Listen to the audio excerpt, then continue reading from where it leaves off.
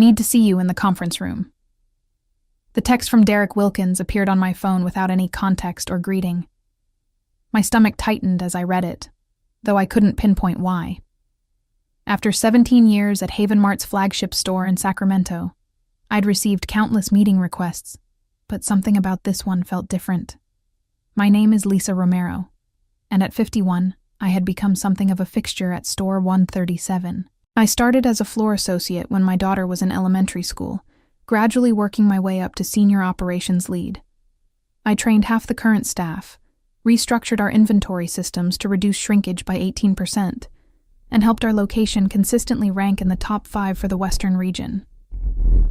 I locked my office and walked toward the conference room, nodding at Jaime in electronics, who was helping an elderly customer choose a tablet.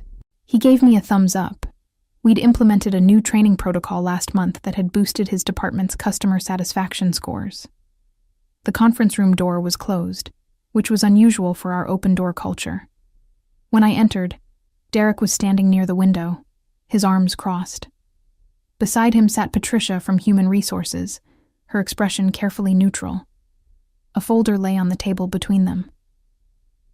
"Take a seat, Lisa," Derek said without looking at me. At 36, he'd been our general manager for just under 2 years, brought in as part of the company's Fresh Perspective initiative. I sat down, folding my hands in my lap. "Is everything okay?" Derek finally turned toward me, his face a mask of corporate detachment. "After reviewing our organizational structure, we've determined that your position is no longer aligned with our business needs." Patricia slid the folder toward me. "Your salary is too high for your contribution. We're letting you go." I blinked, trying to process the words. "I don't understand. My last performance review was exemplary." "The decision has been made," Derek said flatly. "Your email access has already been revoked. Patricia will walk you through the exit paperwork." The conference room suddenly felt too small, too warm. 17 years of dedication, of coming in early and staying late, of missing family dinners to handle inventory crises, reduced to a dismissive conversation that lasted less than 5 minutes. Yet, as I looked at Derek's face, not quite meeting my eyes, his fingers tapping nervously against his arm, I felt an unexpected calm settle over me. There was something he didn't know, something that transformed this moment from tragedy to irony. I simply smiled, signed the exit form Patricia pushed toward me, and said, "Thank you for the experience." Then I walked out, leaving Derek visibly relieved that I hadn't caused a scene. He had no idea what Monday would bring. 2 weeks earlier, I had received an email from Vanessa Torres, the Vice President of Regional Operations. "We'd like to discuss your future with Haven Mart," it read. I assumed it was about the inventory management system I'd developed, which had been implemented in several stores across the state. When I arrived at the corporate headquarters in San Francisco, I was surprised to find not just Vanessa, but also Jeremy Phillips, the Chief Operations Officer, waiting for me. "Lisa," Vanessa began, "we've been watching your work for some time. The efficiency initiatives you've spearheaded at store number 137 have caught our attention." Jeremy nodded. "Particularly impressive is how you've managed to train and retain staff in an industry known for high turnover. Your location has the lowest attrition rate in the entire Western Division.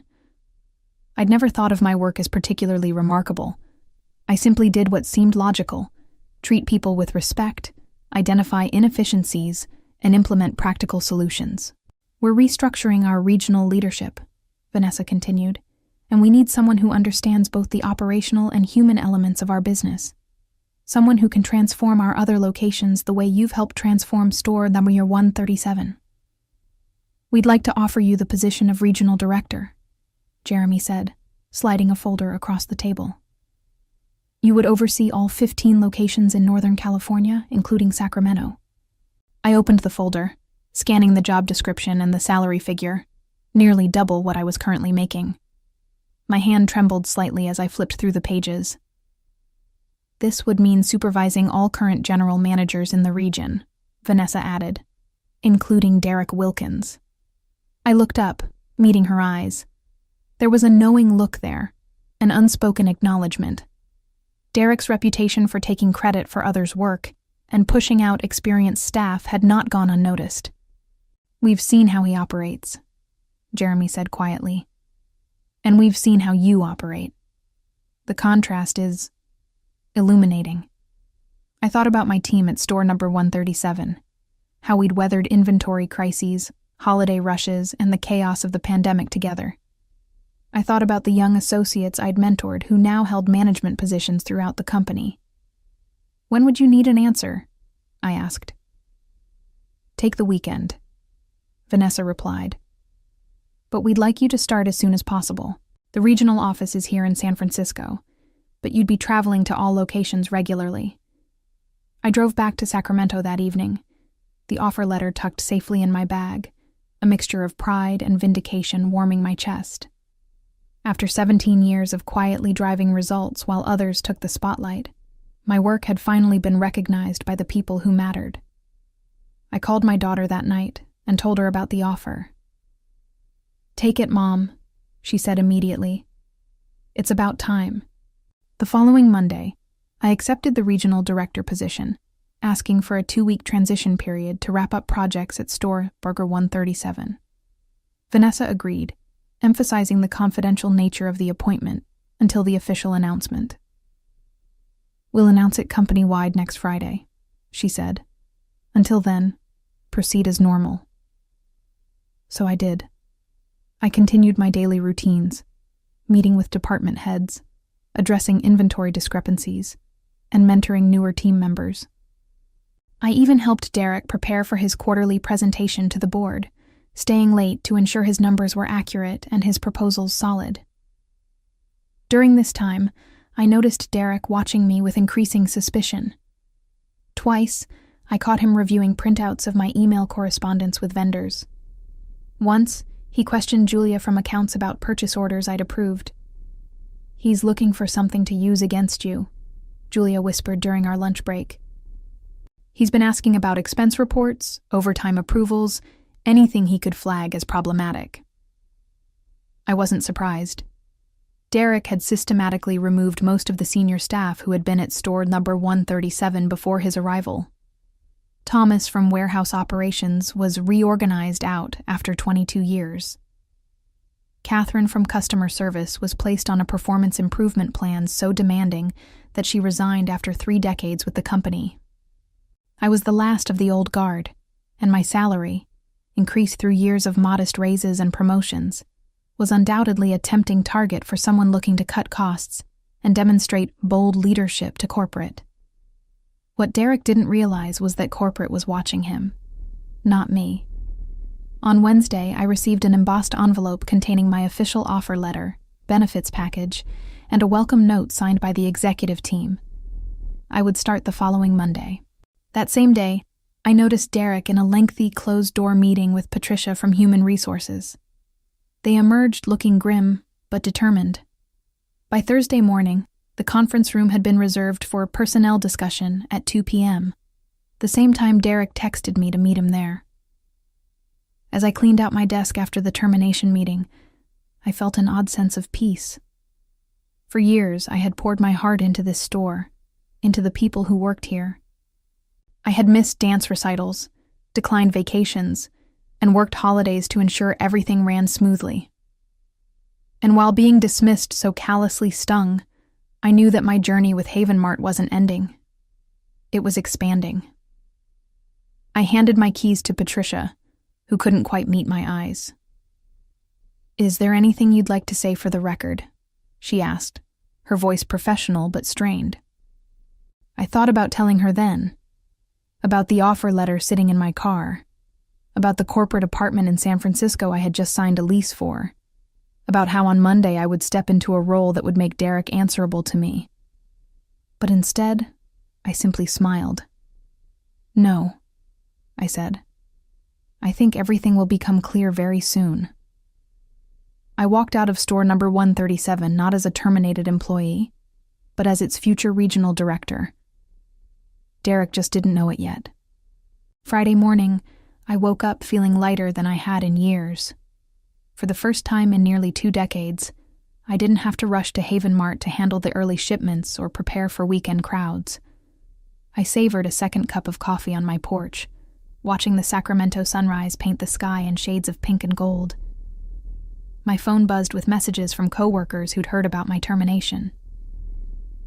"This is Bull," texted Jaime from electronics. "The store won't function without you."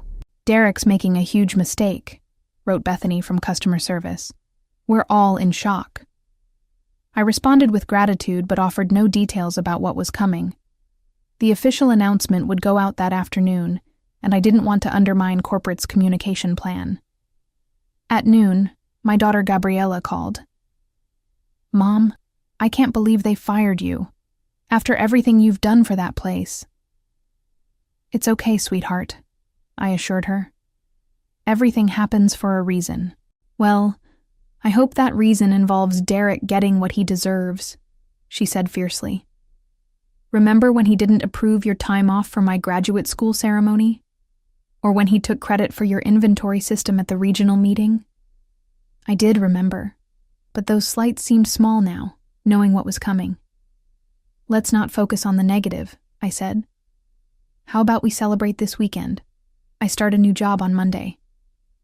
"Already? That's fantastic. Where?"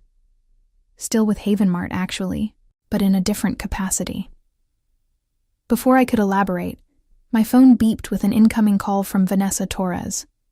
I promised Gabriella details later and switched over. "Lisa," Vanessa said, her voice warm but serious.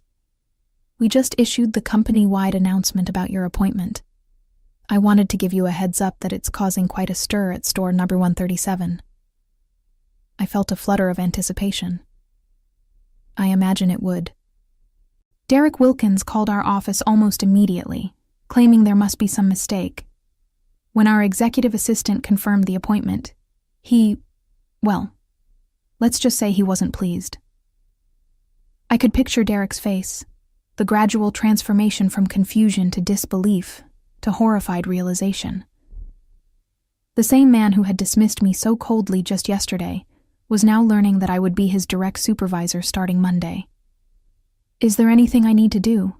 I asked. "Not at all. We've instructed him to prepare a complete store overview for your arrival on Monday morning. All other general managers in the region have also been notified and are scheduling welcome meetings with you." After hanging up, I checked my personal email. Sure enough, there was a message from corporate communications with the subject line: "Leadership announcement. Lisa Romero appointed Regional Director, Northern California." Attached was the official release that had gone out to all employees. "Haven Mart is pleased to announce the appointment of Lisa Romero as Regional Director for Northern California, effective Monday. Lisa brings 17 years of exemplary service and operational expertise to this role, having most recently served as Senior Operations Lead at our flagship Sacramento location. In her new position, Lisa will oversee all 15 stores in the Northern California region, working directly with general managers to implement best practices and drive performance excellence." Within minutes, my phone exploded with messages from current and former colleagues. Most were congratulatory, but a few contained snippets of information about the chaos unfolding at store number 137. "Derek locked himself in his office after the announcement," Julia wrote. "Patricia from HR is outside looking panic-stricken." Another text from Jaime simply read, "Justice." I put my phone aside and began packing for my weekend trip to San Francisco. I had an apartment to furnish and a new wardrobe to purchase before Monday. Despite 17 years of dedicated service, I had never owned a tailored blazer or proper business attire. My work had always been hands-on, practical, often physical. That was about to change. Saturday morning, I drove to San Francisco. The corporate apartment was small but modern, located in a high-rise downtown with a view of the bay. I spent the day purchasing essentials: professional clothing, office supplies, kitchenware for the sparse apartment. At a boutique in Union Square, a stylish saleswoman named Carolyn helped me select a wardrobe befitting my new position. "Regional Director," she repeated when I told her my title. "That calls for something powerful but approachable," She assembled a collection of tailored blazers, sleek dresses, and classic separates in rich, saturated colors. As I tried on a deep burgundy blazer, Carolyn adjusted the shoulders and nodded approvingly. "This is perfect. You look like someone who makes decisions that matter." I studied my reflection, barely recognizing the confident executive staring back at me. For years, my uniform had been khaki pants and a Haven Mart polo, hair pulled back in a practical ponytail, minimal makeup that would survive 12-hour shifts. "I'll take it," I said, "and the navy and charcoal ones as well." By evening, I had transformed both the apartment and myself. I sat at the small dining table, reviewing the regional performance reports Vanessa had sent over. Store number 137, my former home, was profitable but showing concerning trends: increasing employee turnover, declining customer satisfaction scores, and shrinkage numbers that had begun to creep up after years of steady decline. These were clear indicators of Derek's leadership style: pressure without support, expectations without resources, demands without recognition. My phone rang, a Sacramento number I didn't recognize. "Lisa Romero," I answered. "Lisa, it's Patricia Jenkins from Human Resources at Store 137. Her voice was strained, professional composure barely masking panic. "Hello, Patricia. What can I do for you?" I kept my tone neutral, remembering her sitting silently beside Derek as he terminated my employment. I wanted to apologize for Thursday's meeting. I had no idea about your promotion. None of us did." "I understand. You were doing your job." "Yes, but..." She paused. "If I had known that I was about to become regional director, would that have changed how the termination was handled?" The question wasn't accusatory, merely pragmatic. Her silence was answer enough. "Monday will be a fresh start," I said finally. "I'm looking forward to working with you in my new capacity." "Of course," she replied quickly. "Derek has called an emergency leadership meeting for Sunday to prepare for your arrival. He's quite concerned about making a good impression." I smiled to myself, imagining Derek frantically attempting to rewrite the narrative of our professional relationship, coaching the team on what to say and what to hide. "There's no need for special preparation," I assured her. "I know store number 137 better than anyone. My goal isn't to catch people off guard, but to help every location succeed." After hanging up, I received a text from another unknown number. "This is Derek Wilkins. Can we meet before Monday to discuss the transition?" I considered my response carefully.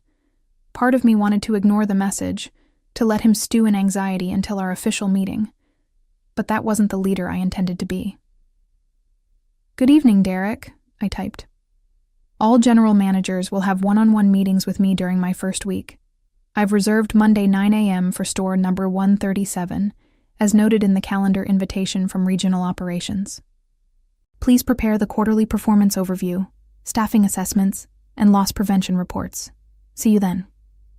Professional, clear, direct.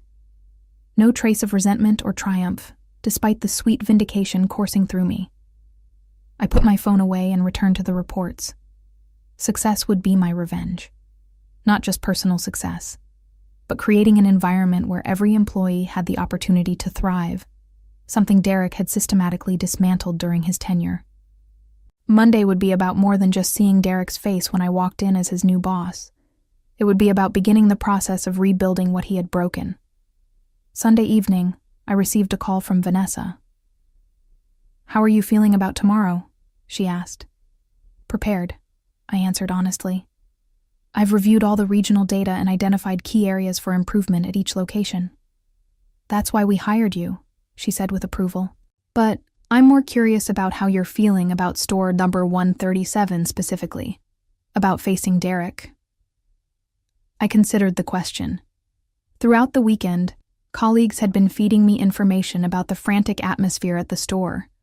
Derek calling in team leads for emergency meetings, ordering a deep clean of the facility, even attempting to retroactively document decisions that had led to my termination.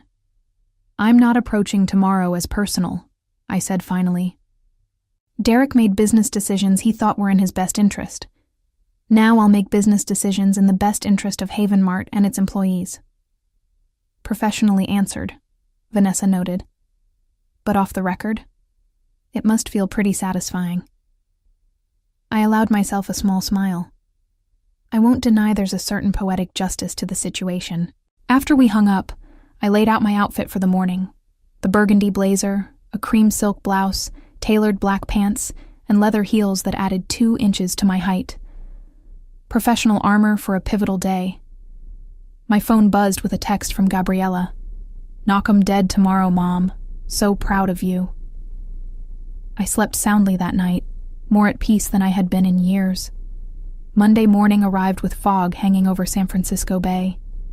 I dressed carefully, applied subtle makeup, and styled my hair in a sleek bob rather than my usual practical ponytail.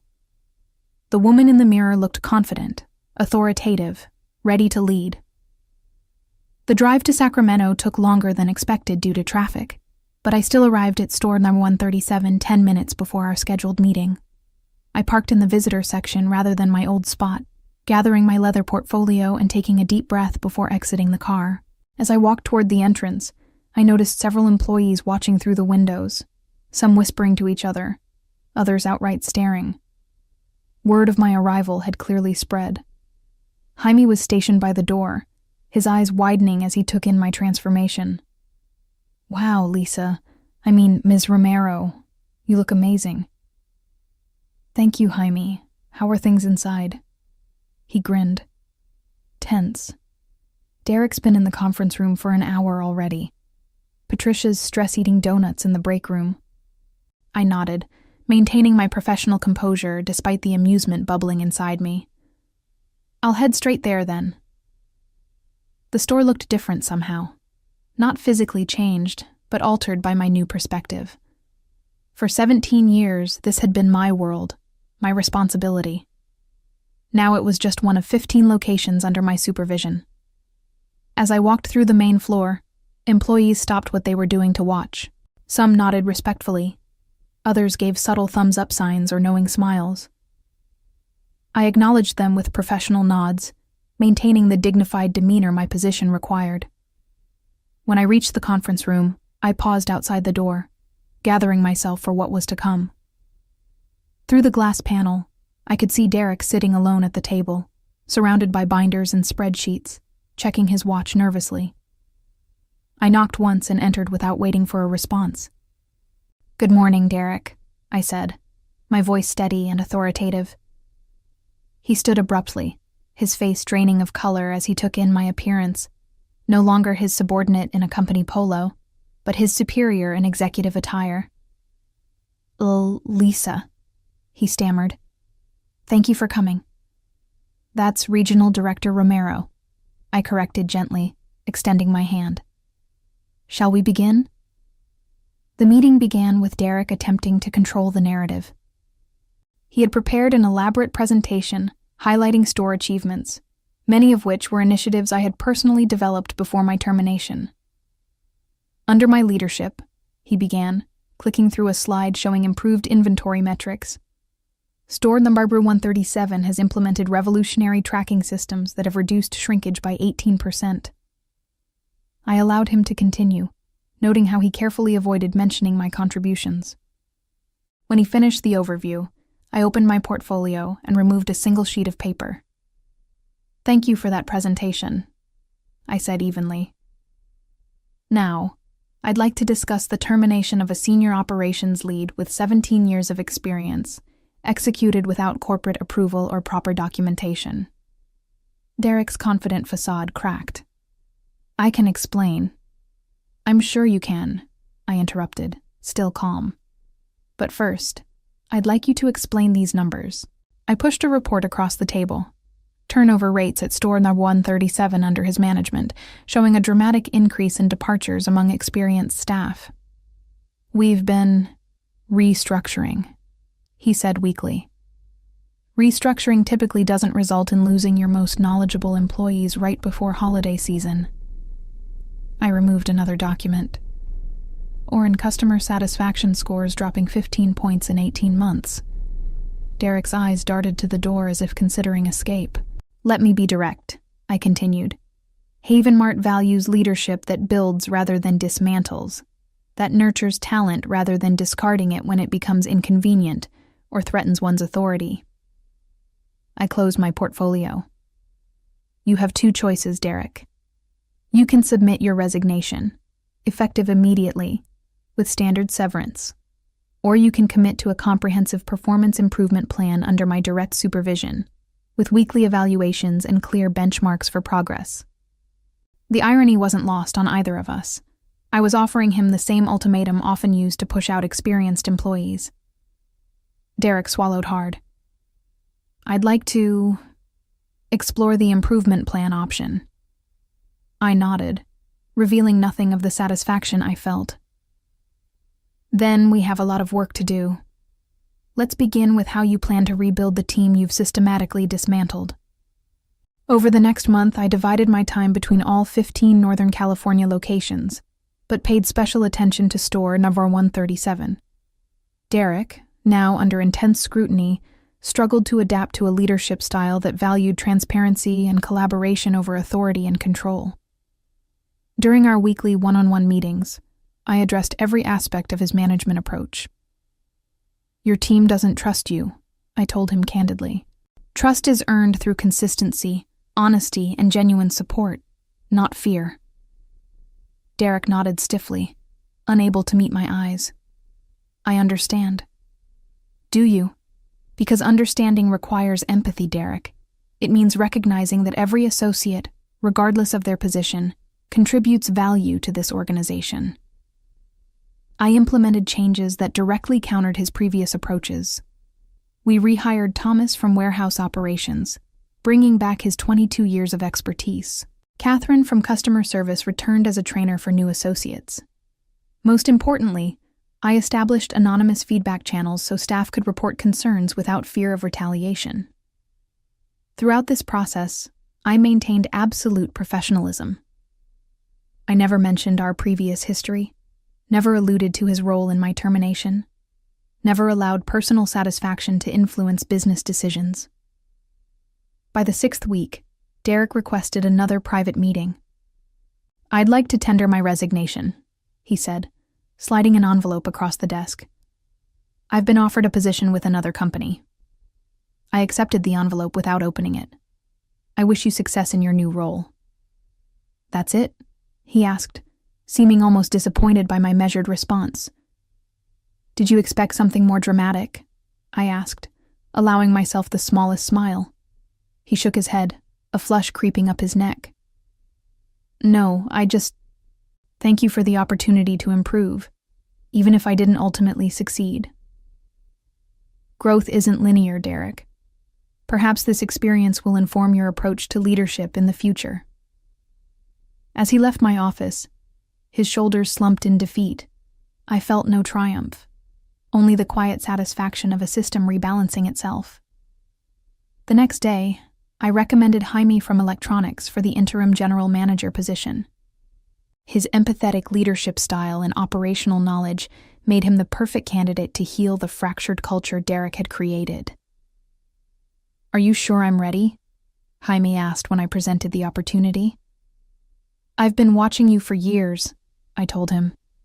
You lead by example, listen before deciding, and put people before profits while still delivering results. That's exactly what store number 137 needs right now. 2 months into my role as regional director, all 15 Northern California locations showed improvements in key metrics. But the most satisfying transformation was at store number 137, where employee morale had rebounded dramatically, taking customer satisfaction scores along with it. I never needed Derek to admit he was wrong. The results spoke for themselves. As I sat in my office overlooking San Francisco Bay, I reflected on the journey that had brought me here. 17 years of dedication, 1 afternoon of dismissal, and now a position where I could ensure others wouldn't face the same treatment. The best revenge wasn't seeing Derek's face when I walked in as his boss. It was creating an environment where talent was nurtured, experience was valued, and leadership meant service rather than power. That was a victory worth savoring.